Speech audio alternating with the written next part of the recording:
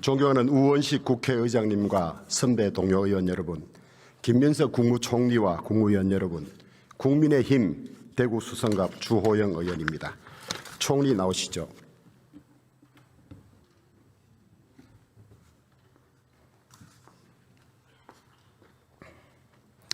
예, 수고 많으십니다. 광역 지자체 통합이 논의되고 있죠. 네. 통합하는 이유는 무엇입니까? 광역 통합이 지역 발전에 도움이 될 뿐만 아니라 국토 균형 발전에 도움이 되고 수도권의 부동산 문제를 해결하는 데도 도움이 된다고 생각하고 장기적으로 그런 광역 지역으로의 산업의 이전을 통해서 국가의 미래 전략 산업을 발전시키는 데도 도움이 된다고 봅니다. 하면 좋은 겁니까? 안 하면 안 되는 겁니까? 반드시 해야 한다고 생각합니다. 이번에 선거를 앞두고 제가 조문을 작년에 다 검토를 했었거든요. 중앙행정기관과 의견이 안 맞는 것도 많고, 그다음에 지자체 요구가 거의 이 연방제에 준하는 그 정도 요구를 하고 있어서 오늘 이 공청회를 하는데 보니까 아직도 중앙정부가 100여 개를 노하고 있다 그래요. 이건 안 된다, 안 된다. 그래서는 껍데기의 분권에 불과하고 형식적으로 합치는 의미밖에 없는 것 같아요. 그래서 내일 모레 이틀간 법안 소위가 있는데 총리께서 직접 보시고 행자부가 이해 당사자예요. 자기들 권한을 안 내놓으려고 해요. 그러니까 직접 챙겨서 이양할 건 대폭 이양해서 실질적인 자치분권이 되도록 좀 챙겨봐 주세요. 기본은 그런 생각을 하고 있고요. 의원님 잘 아시겠지만 현재 원래는 처음에 한 군데에서 논의가 제기되지 않을까 생각했던 것이 세 군데에서 진행이 되고 있어서 전체적으로 공통적으로 합의할 수 있는 부분을 하고 그 외의 부분의 이양 관련된 특례 부분은 추후로도 할 수 있다 이렇게 판단하고 있습니다. 그런데 말씀 주신 부분은 챙겨보겠습니다. 대전, 충남, 광주, 전남은 민주당이 당론 발의했어요. 대구, 경북은 당론 발의가 안 돼서 불이익을 입는 것이 아닌가 하는 우려가 있습니다. 발의를 누가 했느냐에 따라서 차이가 있습니까? 뭐 그런 것은 없습니다. 없겠죠. 통합이 좀 완전하지는 못하지만은 이번에 통합을 못하면 4년 뒤로 넘어가는 것이기 때문에 일단 통합을 하고 부족한 것은 채워나가야 한다. 그것이 정부의 입장이죠. 그렇습니다. 그리고 4년 후 아닌 그 중간에도 만약에 합의가 돼서 진전이 된다면 필요한 지원은 할 수 있다 이렇게 생각하고 있습니다. 그런데 지금 중앙정부가 동의하자는 100가지를 포함해서 여러 가지 조정 문제가 남아 있는데 법안이 통과됐다고 정부가 손을 놓으면 그 후속 절차가 진행이 안 되거든요. 그래서 국회 특위 같은 걸 만들어서 그 이후에라도 더 분권을 심화하기 위한 지방 살리기 위한 그런 조치들을 계속할 필요가 있다고 생각하는데 총리의 의견은 어떻습니까? 그것도 좋은 말씀이지만 이건 실행의 문제이기 때문에 법안이 통과된 직후에 총리 산하에 이 문제에 대한 지원위원회를 두고 의원님들도 각 지역과 의논하면서 챙겨갈 생각입니다. 국회에서 하는 것도 좋은데 국회와 함께 협의하면서 이게 당장 7월 1일부터 반려해야 되는 문제 아닙니까? 그런 부분들을 챙겨가겠습니다. 대통령께서 통합한 지자체에 4년간 20조를 지원하겠다 그랬는데 네, 최대 20조로 되어 통합 비용이 1년에만 4조 정도 드는 걸로 나와요. 전산망을 합친다든지. 그래서 통합 비용을 주는 것이라면 의미가 별로 없다. 이것이 지방을 살리기 위해서 주는 것이어야 하는데 그래서 기존 예산에 포함될 수 있는 걸 다 합쳐서 20조다 이렇게 해서는 의미가 없다고 보는데 이 20조는 기존 예산 편성될 거라든지 통합 비용을 제외하고 20조인 거죠. 기존에 있는 것은 아니다 이렇게 볼 수 있고요. 예. 통합 비용과 관련된 것은 계산에 따라서 상당히 달라질 수 있다고 보는데요.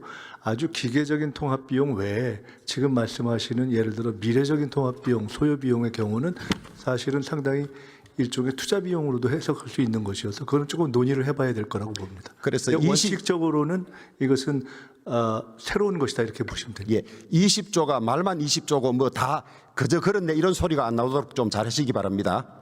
네, 그렇게 하겠습니다. 이 군부대 이전은 기부대 양여 방식으로 해서 육군부대가 몇 개 성공을 했어요. 대략 1조 5천억 정도 들기 때문에 광역단체가 부담할 형편이 됩니다. 전투비행단은 12조의 이자 비용을 합치면 20조쯤 되기 때문에 기존 기부대 양여 방식으로는 불가능하다는 것이 증명이 됐어요. 대구가 온갖 노력을 해서 법도 바꾸어 보고 공자기금까지 투입하려고 해봤습니다마는 되지 않고 있습니다. 그래서 이것은 나라가 하는 것이 맞다. 더구나 대구 비행장 220만 평을 옮기면서 500만 평을 내놓으라 합니다. 그다음에 감가상각된 낡은 군사시설을 최고시설로 바꾸어달라고 합니다. 이것을 왜 지자체가 해야 됩니까? 국가가 해야 되는 것 아닙니까? 주신 말씀에 대해서 기존의 기부대 양여 방식으로 추진했던 점이 있고 또 대구의 어떤 경제적인 여력이라는 면에서 지적하고 제기하고 또 이 호소라는 표현은 좀 부적합합니다만은 문제 제기해 오신 것을 충분히 알고 있습니다.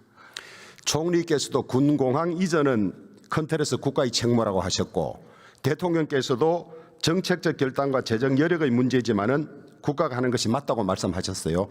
마냥 시간이 흐르지 않도록 총리께서 어떻게 구체적으로 실행할 것인지를 답을 가까운 시간에 내주시기 바랍니다. 네, 만약에 대구 경북 지역의 광역 통합이 진행되고 광역 통합 단체장이 선출되고 이후에 진행이 된다면 함께 더 긴한 논의를 할 수 있을 것이라고 봅니다. 최근 일본 수산물 수입 재개 논의가 있습니까? 없습니다. 없습니까? 언론 보도에 일부 이 대통령께서 일본 가서 일본 수산물 수입 재개 의사를 보였다고 보도되는데 사실 무근입니까? 논의된 바 없는 것으로 알고 없습니까? 이재명 대통령은 더불어민주당 대표 시절에 박뉴스를 독극물이라고 그러셨어요. 많은 민주당 인사들이 당시 반대 시위에 동참해서 반대 의견을 냈습니다. 만약에 일본 수산물이 도입되려면 민주당 의원들부터 먼저 설득해야 되지 않겠습니까?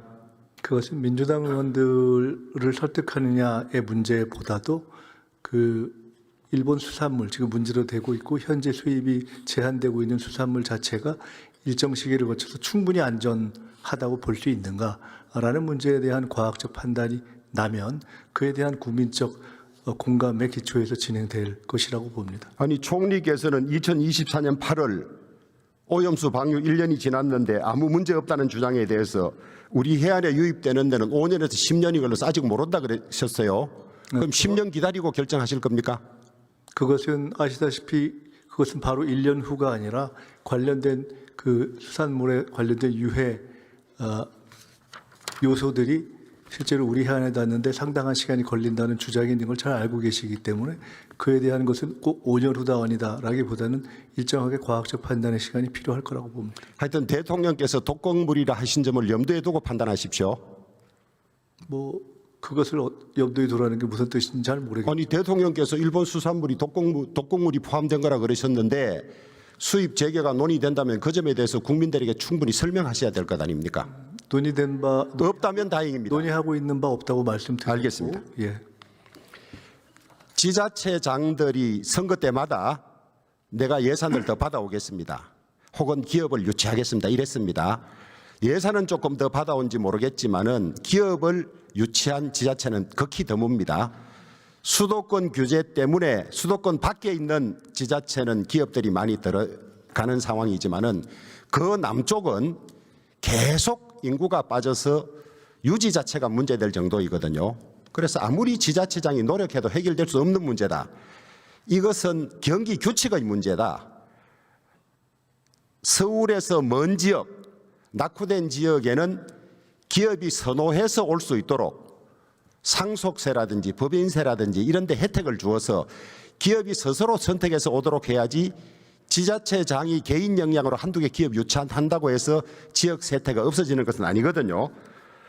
지난 2월 4일 국민의힘 장동혁 대표가 교섭단체 대표 연설을 통해서 지방이전기업 법인세 제로, 지방이전기업 10년 유지 시 상속세 전액 면제를 제안했고 같은 날 이재명 대통령께서 재정 배분이나 정책 결정 과정에서 서울에서 거리가 먼 지역을 가중에 지원하는 가중 지원 제도를 법제화하겠다고 하셨습니다.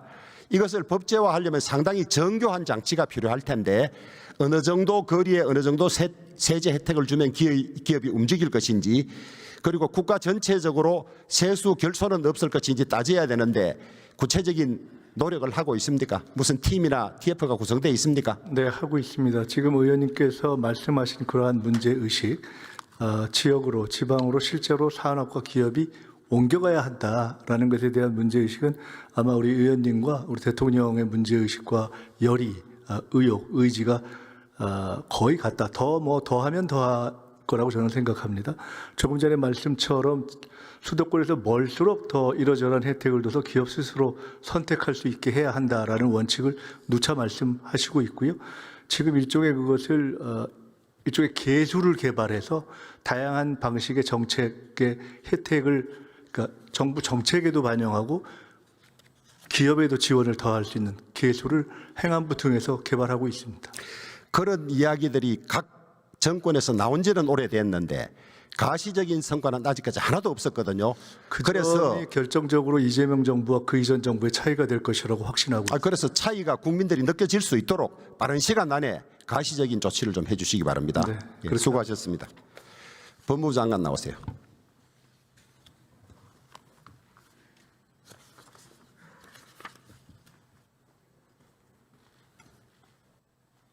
예, 수고 많습니다. 저는 의원 하시다가 입각하신 분들이 의원직이 있고 하니까 소신을 가지고 좀 한다는 믿음이 있었는데 우리 정 장관 보고 그런 실망이 좀 들고 그런 믿음이 깨어졌습니다. 저 양반 참 애처롭다. 나중에 뒷감당 어떻게 하려고 하느냐 이런 생각을 좀 가졌습니다. 대장동 항소해야 된다고 대검에서 2번이나 보고를 했는데 신중하게 판단하라 그랬죠. 네, 그렇습니다. 예. 항소하겠다는데 신중하게 판단하라는 말은 항소하지 말라는 말 아닙니까? 뭐 보고해야 되는 뭐 일반적인 그 의견의 표현이었습니다. 아니 그건 말장난이죠. 우리끼리 그래 이야기하지 맙시다. 응? 그다음에 그래놓고 항소 포기가 너무 이상하다. 항소 포기 사유를 설명하라는 사람들을 항명이라 그랬어요. 민주당에서 무슨 명령을 내렸길래 항명입니까? 그리고 그 사람들에 대해서 당연히 항소 포기 이유를 좀 설명하라는데 다 인사해서 보복해서 내치고 사표 받고 이랬어요. 이건 나중에 이거 고소돼 있죠. 예, 항소 포기 관련해서 뭐 고소된 바는 있고요. 예. 인사에 관련해서는 한 분이 행정소송을 제기한 바가 예. 있습니다. 그렇기도 하고 의원님 뭐 18명을 다 그렇게 하지는 않았고요. 예. 항소 포기의 사유를 설명하라는 글점보다는 18명의 검사장들 또 다수의 지청장들이 집단 행동한 것 그 자체에 약간 문제가 있었다고 저는 생각을 했습니다. 아니 그런데 잘못된 걸 밝혀달라는 걸 집단 행동으로 본질적인 것은 그만두고 딴 행태 가지고 하는 이런 것이 구태예요. 응? 지금까지 무죄 항소 안 한 적이 있었습니까? 대검이 2번이나 항소하겠다 하는데 신중하라 신중하라. 그게 무슨 말인지 못 알아듣습니까 국민들이? 말씀하신 그 보고가 지금 말씀하신 것처럼 그런 식의 보고가 아니었습니다. 그 당시 국회가 열리고 있는 상황이었고 간이한 상태로 이제 구두 보고가 됐었고요. 저는 뭐 최종적인 보고 왔을 때도 그냥 신중하게 잘 판단하라고 했고 오히려 그 다른 선택을 했다고 하더라도 제가 다르게 할 수는 없었을 겁니다. 그리고 절대 정 장관님. 검사들은 인사 보고는 아니었습니다. 수락석출이라는 말이 있어요. 물이 있을 때는 바위가 드러나지 않습니다. 물이 빠지면 바위는 다 드러나게 마련입니다. 내가 너무 이상해서 지금 간곡하게 충고하는 겁니다. 장관 그만두고 돌아오면 의원 정성호 남고 나중에 법적 책임은 혼자 져야 돼요. 저도 그 점을 염두에 두고 늘 다 이게 제가 선택하고 판단하는 일련의 행위라든가 발언이 최종적으로 다 공개돼 갖고 평가받을 것을 염두에 두고 좀 그다음에 수행하고 이 여당 관계되는 사건들은 무죄만 하면 전부 항소 포기하고 야당이 관계되는 것은 항소할 뿐만 아니라 무죄가 아닌데도 형이 낮다고까지 항소하고 있어요. 한번 보십시오. 이거 공정하다고 하겠습니까? 제가 말씀드리는 내용은 전 절대적으로 어떤 그 개별 사건에서 제가 의견 표명을 하지 않고 있습니다. 더더구나 대장동 사건 관련해 갖고 원칙적인 제 의견 표명도 문제가 된다고 생각했기 때문에 그 위에 구체적 사건에 관련해서 진짜 말씀드리지 제 의견을 내지 않고 있습니다. 네. 아니, 그래서 시간 지나면 요즘은 다 드러나게 돼 드러나게 돼 있어요. 있습니다. 예, 있어서 좀 소신 가지고 법조인의 양심을 지키고 그래 하세요. 그냥 임명직도 아니고 의원직을 가지고 있잖아요. 예. 그다음에 검찰 없애는 거, 검찰 수사에 문제가 있다고 없애는 거 아닙니까? 검찰 수사의 문제가 편파 수사, 강압 수사, 별건 수사 이것을 모두 모아서 강화해 놓은 게 특검이에요. 책임도 지지 않아. 인사 책임도 안 져. 더구나 민주당이 추천했어. 이 특검 말이 됩니까? 응? 어쨌든 그런데 그래서 기간 연장해 놓고 또 2차 특검 한다? 2차 특검 할 필요가 뭐 있습니까? 지금 정권 잡고 있고 검찰 경찰 다 잡고 있는데 왜 2차 특검 합니까?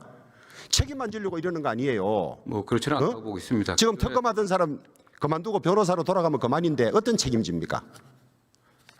모순이잖아요. 검찰 없앤다는 사람들이. 어쨌든 뭐 특검은 뭐 저희 법무부나 정부에서 선택한 게 아니라 국회의 어떤 결단 아니겠습니까? 아니 그래도 대한민국 통해서 법 체계 작동에 네. 관해서는 법무부 장관이 전부 의견 내고 할 수 있지 않습니까? 네. 그것을 특검은 국회에서 하는 것이니까 내 모릅니다. 이래가 될 일은 아니잖아요. 어쨌든 뭐 국회 입법으로 결정된 그 수사기관에 관련해 갖고 저희들이 어떤 뭐 이야기를 하기는 적절치 않은 것 같습니다. 네.